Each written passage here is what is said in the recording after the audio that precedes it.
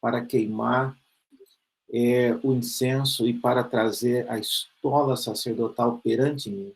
E dei à casa de teu pai todas as ofertas queimadas dos filhos de Israel. Por que pisais aos pés os meus sacrifícios e as minhas ofertas de manjares, que ordenei se me fizessem na minha morada?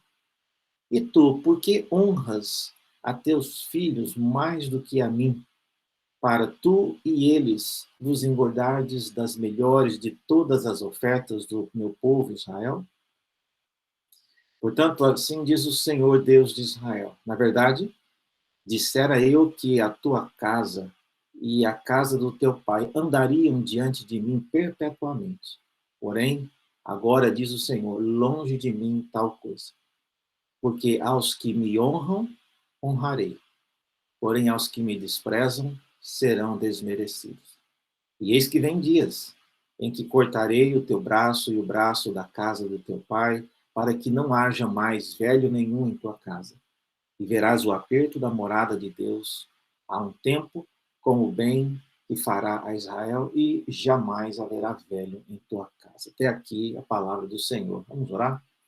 Senhor, abra nossos olhos para enxergarmos na tua palavra aquilo que nos edifica. Pedimos que o teu Espírito, o mesmo que a inspirou, possa também dar agora a cada um de nós o entendimento. Pedimos isso em nome de Jesus. Amém.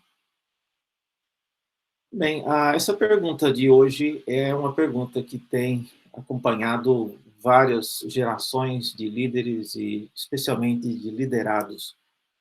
E a pergunta que o modo como ela tem sido feita enfatiza primariamente o que está enfatizado no título aí, né? A ênfase sobre os líderes ungidos. E quando eu falo líderes ungidos, eu estou falando de pessoas que estão oficialmente instaladas, eleitas, capacitadas, indicadas visivelmente como homens e mulheres de Deus, de alguma maneira servindo o povo de Deus. E no exercício dessas funções, essas pessoas eventualmente caem, e os motivos por que elas caem variam bastante. E esse episódio que nós lemos agora, um relato no livro de Samuel, é um relato curioso, porque tem algumas lições, algumas facetas do que aconteceu naqueles dias e que podem nos ajudar a entender o que eventualmente acontece em nossos dias ou ainda acontecerá. Então, o meu objetivo nesta manhã, nesta rápida devocional, é pensar, à luz do episódio de 1 Samuel, como é que nós podemos avaliar e tentar responder isso? Primeiro para nós mesmos e depois para aqueles que nos perguntam. Se você é alguém que exerce algum tipo de liderança na sua igreja, você terá que, às vezes, responder para uma pessoa nova na fé, por que alguns líderes, né, tiveram que se afastar, tiveram que abandonar o rebanho, tiveram que, ou às vezes, tiveram que ser expulsos do rebanho. Quando isso acontece, com certeza, muitas sequelas são trazidas para o rebanho. Então, vamos pensar exatamente nessa pergunta. E por que, então? Líderes que Deus ungiu. Estou falando líderes que se, se auto-intitularam líderes e que se chamam a si mesmos líderes. Não, líderes que foram ungidos, oficialmente entraram pela porta da frente, corretamente foram instalados em seus cargos. Por que que esse tipo de líder, eventualmente, alguns deles, cada vez, podem cair? Então, essa é a pergunta que nós vamos tentar responder hoje. Então, a primeira coisa que eu vejo nesse texto, a primeira razão, o texto apresenta, tem a ver com essa atitude de desprezo. Tá? A atitude de desprezo dos filhos de Eli em relação àquilo que era oferecido a Deus. E o primeiro ponto desse desprezo, eu vejo, tem a ver com o fato de ser atitudes recorrentes. Veja, o texto diz aí que os filhos de Eli, eles já tinham, né, essa pecha por serem filhos de Belial, e eles não se importavam com o Senhor, e é dito pelo autor aí que era costume daqueles sacerdotes. Era costume, não era uma coisa, não foi uma coisa sazonal, não foi um dia em particular, mas eles vinham fazendo isso já costumeiramente com o povo, né, em relação àquilo que era oferecido. Nem sempre nós conseguimos ver na vida dos nossos líderes aquilo que eles costumeiramente fazem. Algumas coisas a gente percebe, outras não. Mas esse é um ponto. Quando o desprezo por aquilo que é oferecido a Deus começa a ser uma atitude recorrente, então nós estamos diante daquilo que eu chamo, né, o primeiro motivo porque líderes ungidos, eles acabam eventualmente caindo. Então essa prática costumeira e recorrente, né, de não dar o devido crédito, não tratar com o devido respeito e honra aquilo que é trazido diante de Deus, é o início, né, do declínio, é o início de uma queda. Então, o versículo 13 ressalta isso, né, dizendo que era costume daqueles sacerdotes. Uma outra coisa ainda sobre esse desprezo é que era um desprezo consciente. Não foi uma coisa do tipo que eles fizeram aquilo sem pensar que estavam causando aquele desprezo naqueles que estavam trazendo as ofertas. Não, era algo consciente. Diz o texto aí, vou voltar aqui, era algo consciente.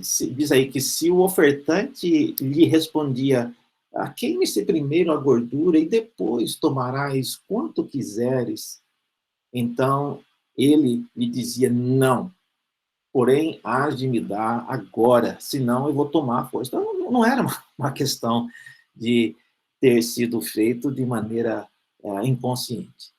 Eles sabiam o que estavam fazendo, ainda quando abordados, eles retrucavam, como o texto nos diz, e queriam do jeito que eles estavam fazendo. Então, esse ato de desprezo era um ato recorrente, como eu disse, e era também uma atitude consciente. Então, esse é o primeiro ponto, que na observação do que Deus irá já já emitir uma sentença, esse é um ponto inicial. Então, a minha primeira palavra aqui, em resposta a essa pergunta, a você que é líder ou você que está debaixo de um líder e observa atitudes semelhantes, atitudes que são recorrentes e que são conscientes, e que são atitudes erradas em relação à palavra de Deus, cuidado, tá? Advirta, ou advirta a si mesmo, porque esse é o início de um processo de queda. Tá?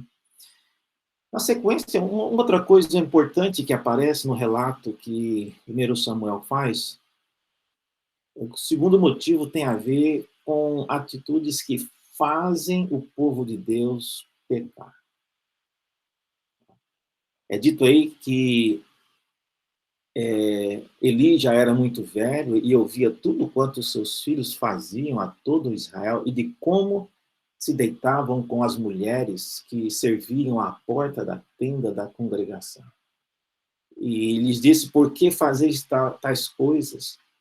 Pois de todo o povo ouço constantemente falar do vosso mau procedimento.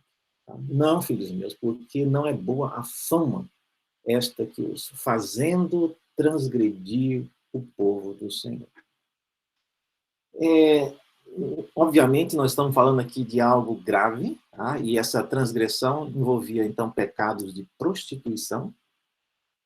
As pessoas que vinham, peregrinavam até a tenda da congregação, onde Eli estava, no santuário em Siló, eles vinham e, não tendo muito o que fazer em muitas hospedarias ao redor, alguns dormiam ali na redondeza do local, E o que estava acontecendo era exatamente isso. Não era apenas algo velado, mas diz aí que todo o povo constantemente falava sobre isso. Então, era algo realmente estranho. Por que que Eli, ouvindo isso, não tomou uma atitude mais enérgica? Mas então, os pecados eram graves, e eu estou mostrando esse pecado aqui para não dizer que são coisas assim pequenas. Quando eu falo que líderes que estão fazendo rotineiramente coisas erradas, eu não estou falando em detalhes litúrgicos ou tipo de roupa que ele veste. Não, eu estou falando em coisas bem mais graves, certo? E aqui é um exemplo que Deus ele usa para confrontar o seu servo, ele. Tá? Seus filhos estavam envolvidos com pecados de prostituição. Eles se deitavam com as mulheres que serviam à porta da tenda da congregação. Outra coisa ainda existe aí pecados de difamação, tá? E é dito aí Eli dizendo que a fama que esses filhos de Eli passavam para o povo era terrível. Era o local de adoração. As pessoas vinham ali com o desejo de buscar a face de Deus por diversas razões. Pense, por exemplo, no caso de pessoas que passavam o ano inteiro afligidas por enfermidades e por diversas situações de dificuldades e tinham o privilégio de ir até a casa de Deus e chegando lá encontrava, deparava com esse tipo de situação. Então é importante a gente observar isso. Tá? Quais práticas no meio do povo de Deus, especialmente vinda dos líderes, né, tem incentivado pessoas a pecar.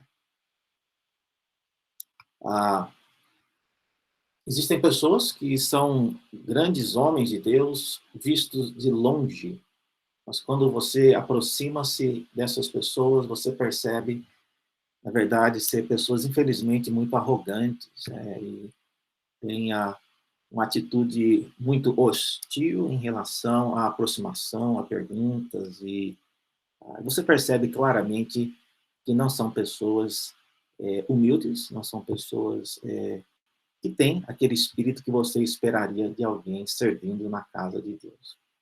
E não é sem razão e que algumas dessas pessoas acabam ficando ofendidas pela atitude e pelo modo como algumas pessoas agem, né, mais próximas. Então, cuidado com isso. Se você é um líder, ou um líder que será, né, se você é seminarista ainda, lembre-se disso. Né?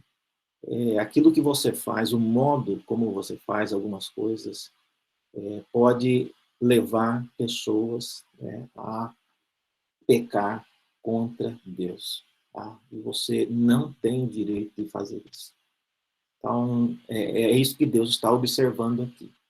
Na sequência, ainda, há um terceiro motivo apresentado, que é a atitude de agir como se fosse insubstituível.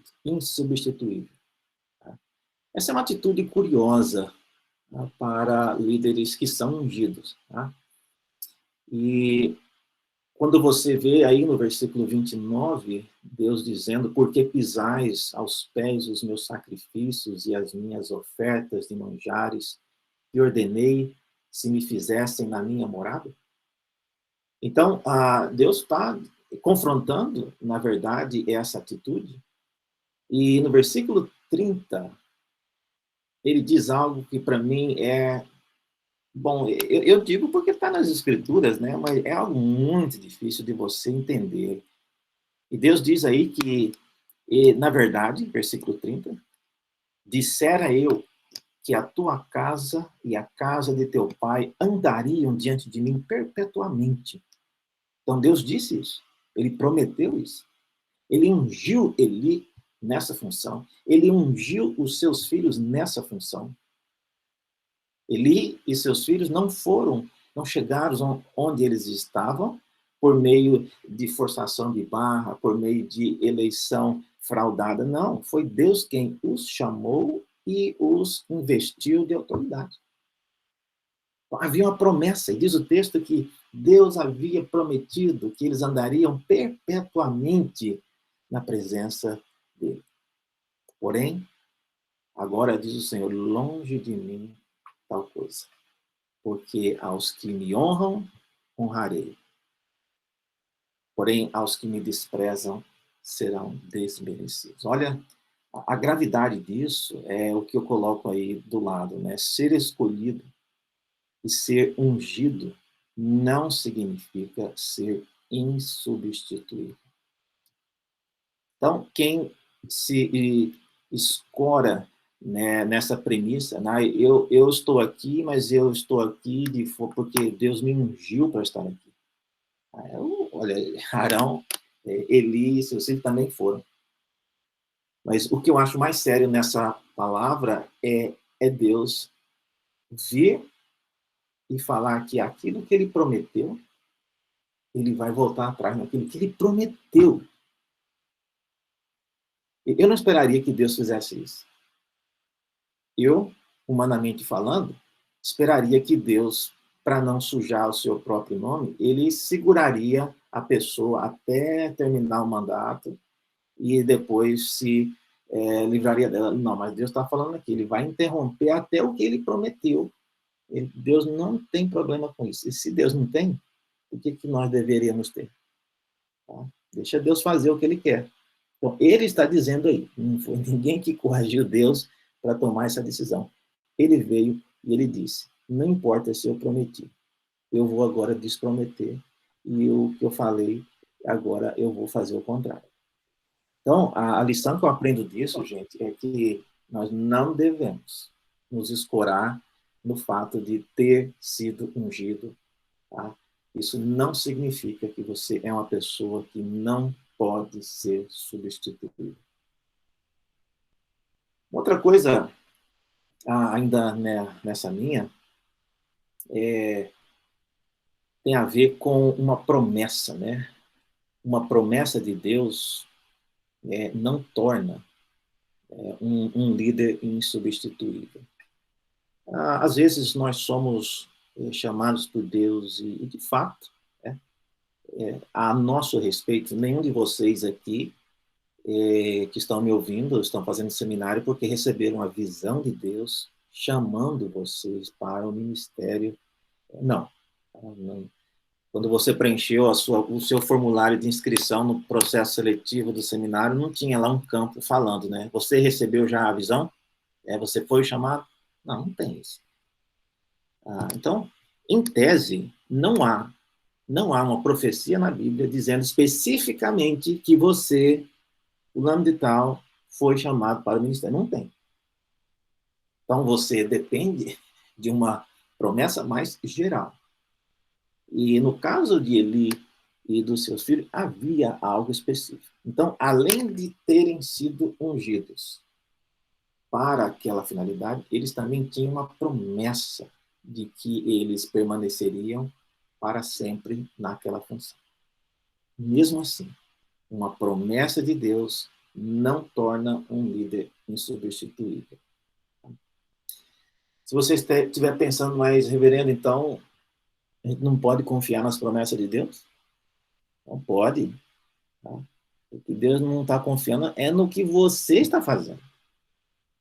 Se você está andando conforme aquilo que Deus instruiu, sim, você pode confiar na promessa de Deus. Mas o que esse texto me ensina é exatamente isso. Nós não podemos usar a promessa de Deus para acobertar os meus erros. Quem faz isso está correndo um risco. Então, está agindo como se fosse alguém insubstituível. Eu não sei quando Deus irá agir e nem como ele irá agir, mas eu sei que pessoas que agem dessa maneira, como se fossem insubstituíveis, elas acabam mais cedo ou mais tarde se tornando alvos do castigo de Deus e da disciplina ou do vexame público, como infelizmente a gente observa em alguns casos. Então, no caso dos filhos de Eli, foi exatamente isso que aconteceu. Uma quarta razão porque líderes caem, líderes ungidos caem, segundo esse texto, tem a ver com a incapacidade deles de ouvir conselhos. E esse eu chamo já do o estágio mais avançado.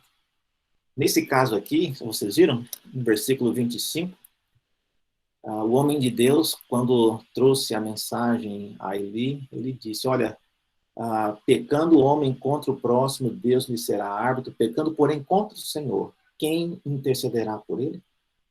Entretanto, não ouviram a voz de seu pai, porque o Senhor os queria matar. Esse já é um estágio, como eu disse, bem avançado e já faz parte já do processo de queda. Líderes que não parecem não ter mais a disposição de querer ouvir conselhos, ou eu chamo aqui, já são incapazes de ouvir conselhos, na minha visão, e segundo esse relato bíblico, eles já estão no processo de queda. Por quê? Porque a incapacidade de ouvir já é, no caso, segundo esse texto, é porque Deus não queria mais que eles ouvissem. Veja a gravidade. Então, eles não ouviram a voz do seu pai, porque o Senhor queria matá-los. Então, eu não sei exatamente quando é que Deus já iniciou esse processo de tornar um líder, né, surdo espiritualmente.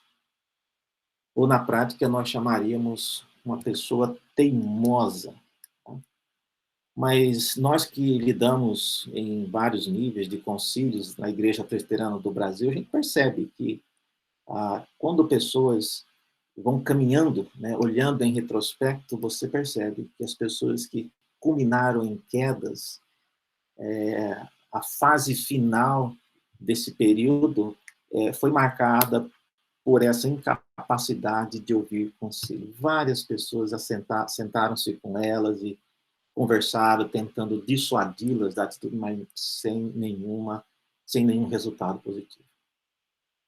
Aí outras pessoas vêm, tentam conversar, não dão ouvido. Então, esse processo, segundo Samuel, no caso dos filhos de Eli, já era um sintoma, já era uma evidência de que eles já estavam no processo de queda. Deus queria matá-los. Então, esse é um ponto bastante grave e marcante na vida de pessoas que já estão exercendo seus ministérios. Então, cuidado com isso. Você que está trabalhando com pessoas que são marcadamente teimosas, pessoas que não gostam de se submeter à autoridade alheia, têm dificuldade de receber conselhos, têm dificuldade de lidar com qualquer tipo de avaliação que é feita ao seu ministério, olha, isso pode ser, né, um indício. Essa pessoa está próxima de enfrentar, né, situações semelhantes a essa que estamos vendo aqui. Okay? Então, o resumo desse ponto é a obstinação é um grande sinal de que um líder ungido já começou a cair. Tá? Eu gosto de frisar isso, não é que ele irá, ele já começou. Essa obstinação já é o início da queda. O que a gente pode concluir disso aí, gente? A primeira coisa que nós podemos levar para nós hoje, dessa rápida devocional. Nenhum líder ungido é tão importante para se ver no direito de desprezar o que é oferecido a Deus, pois isso banaliza a maior de todas as ofertas pelo pecado, que é o próprio Cristo. Então, a gente deve ter muito cuidado e respeito com esse ponto. Ninguém é tão ungido ao ponto de se ver no direito de fazer isso. Então, essa é uma importante lição, uma importante conclusão que nós tiramos dessa passagem em Samuel. Outra coisa que também podemos levar para nós hoje é que nenhum líder, por mais ungido que seja, tem o direito de fazer o povo de Deus pecar por meio de suas práticas e convicções, pois isso afronta a obra redentora de Cristo. Às vezes eu percebo líderes, né, que não dá para entender exatamente por que eles fazem o que fazem, mas parece que uma atitude bastante, não é nem provocativa, né, porque se ele está lidando com o seu próprio povo, ele está provocando quem? Tá? Não sei se está fazendo isso para provocar outros líderes, né? Mas, enfim, a nossa atitude, a maneira como nós respondemos, a maneira como nós agimos, reagimos, as nossas práticas adotadas em cada uma de nossas igrejas, elas não podem, nós não temos o direito de fazer o povo de Deus pecar. Então, isso é algo incontestável, né? Às vezes a gente faz isso de maneira quase que inconsequente, mas eu me lembro de uma ocasião, na época seminarista, né, ele trabalhou comigo, não vou falar o nome, né, mas para não entregar a alma, né, mas não foi isso, foi nos anos 99, por aí, 1999. Naquela época a Bíblia não tinha ainda nem Bíblia de Genebra e nada disso, tinha a Bíblia da editora Vida Nova, né, a Bíblia Vida Nova. Era a única Bíblia anotada que tinha naquela ocasião. E nesse ano, a Vida Nova lançou uma Bíblia que tinha a capa de vinil, bem de plástico, aí ficava bem mole, caindo dos lados, difícil de manusear. E depois de algum tempo, a Bíblia ia e se desgastando, caindo as páginas, e esse colega meu, seminarista, resolveu que a Bíblia já tinha perdido umas 3 primeiras páginas, já começava em Gênesis 4 e Apocalipse já ia só até Apocalipse 18, né? Então ele falou, tem que comprar uma Bíblia nova. E assim ele fez, comprou uma Bíblia nova. E o que faz com essa Bíblia velha? Ele resolveu, ele pensou, não, será que é pecado jogar uma Bíblia no lixo? Porque está faltando as primeiras páginas, e as últimas também. Tá? Então, não vou jogar fora, que não vai pegar bem, né? Eu moro aqui na igreja, imagina, se alguém passa e o lixo vai mexer no lixo e uma Bíblia jogada, não vai pegar bem. Ele teve a ideia de queimar a Bíblia, que ia desaparecer.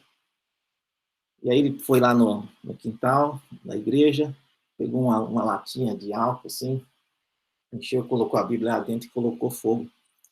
Mas não era fácil, porque a Bíblia é muito compacta e o fogo não pegava.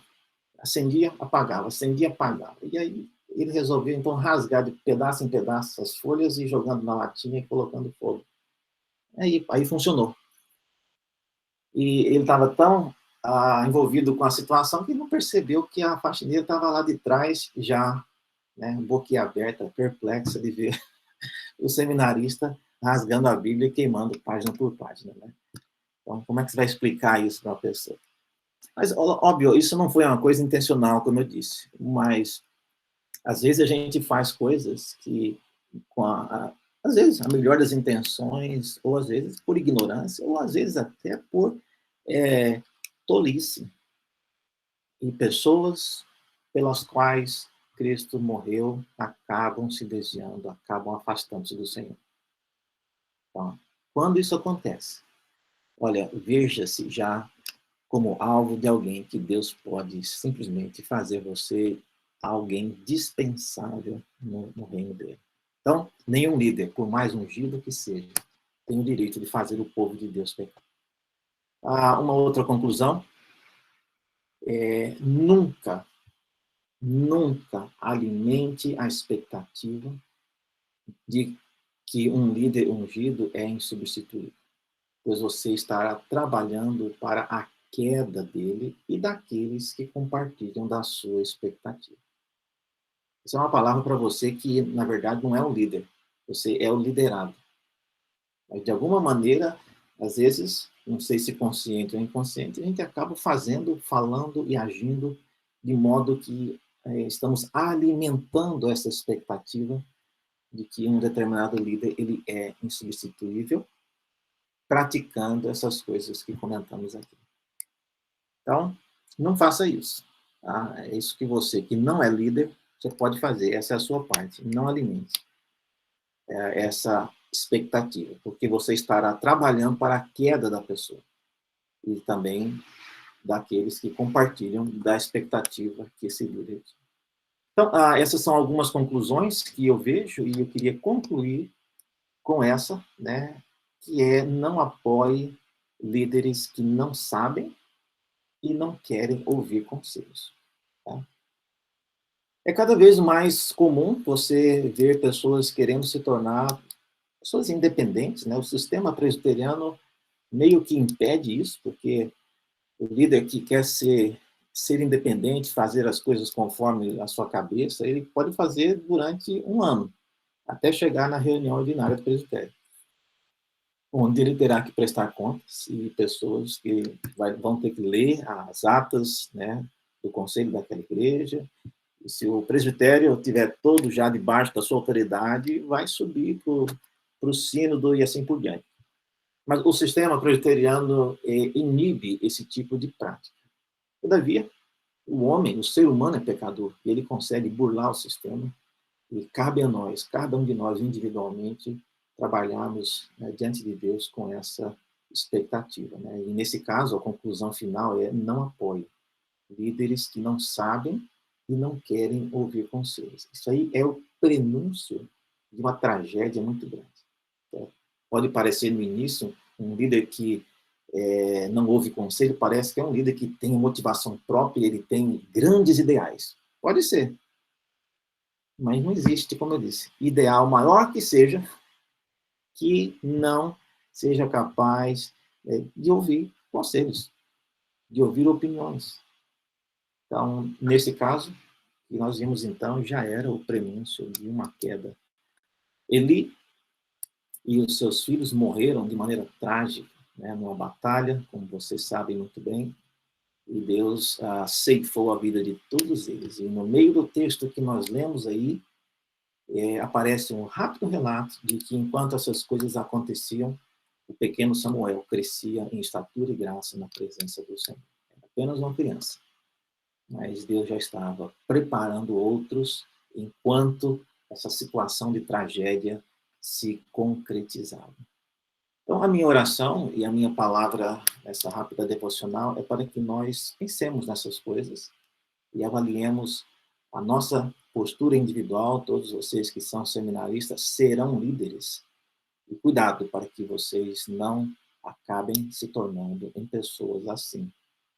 E vocês que hoje estão sob a liderança de alguém, também, cuidado para que a maneira como você olha, trata e aprova e aplaude e divulga, posta,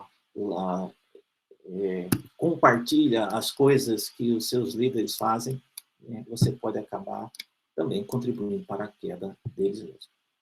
Então, essa é a minha palavra hoje, que Deus nos guarde. Sim, né? E Cristo é o nosso líder maior. Ele foi obediente até a morte e morte de cruz. Então, se Cristo foi e fez isso, por que é que um líder, né, por melhor que seja, ele não vai poder também obedecer e ouvir o conselho? Então, não tem razão para isso. Eu, então, quero orar, pedindo que Deus nos ajude a poder usar isso, né, conforme cada um de nós temos a necessidade. Então, vamos orar mais uma vez. Senhor Deus, obrigado pela tua palavra, pela rápida devocional que podemos ter aqui nesta manhã. Ajuda-nos a entender, a aplicar conforme cada um de nós precisamos. Nem todos nós estamos na mesma posição, mas o Senhor conhece a necessidade, a realidade e as lutas que cada um de nós enfrentamos. Nós pedimos, então, que o teu Espírito aplique esta palavra conforme ele bem nos conhece. Oramos assim, em nome de Jesus. Amém. Amém.